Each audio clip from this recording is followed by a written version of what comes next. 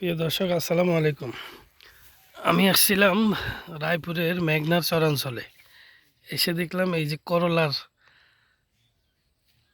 বিশাল চাষকৃত একটি বাগান, খুব সুন্দর দেখেন।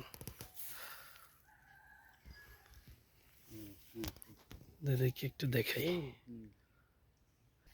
মামা আসসালামু আলাইকুম। এই এই এই যে বিশাল করলার এটাকে কি বলে? যে করলা খেতে করলা ক্ষেত বলে যেটাকে। যে যে আচ্ছা, এই বাগানটা কার? ক্ষেতটা কার? এইটা হইলো ওই যে করে হ্যার নাম হইলো হাসন হাসন হাসান। আলাদার, আর হ্যার ভাইয়ের নাম হইলো আমির আলাদার। ও, উনি কি সৃজন কৃষক নাকি যখন যেটা আসে সেটাই চাষ করে? এই সবসময় এডি করে এই এগুলো কামের কই যায়? মধ্যেই এই আছে। করলা এগুলো এই চাষ যে কোথায় যায়? এডি এই মোল্লারহাট যায়, মোল্লারহাট বাজারে যায়, যে মোল্লারহাট যায়, রায়পুর যায়। রায়পুর যায় না? যে যে এই জায়গাটার নাম কি?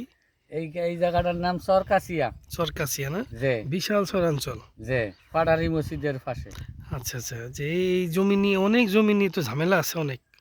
হ বহু দেওয়া আছে, ঝামেলা আছে। আচ্ছা জি, আসসালামু আলাইকুম। খুব সুন্দর সারি সারি করলা, অসাধারণ।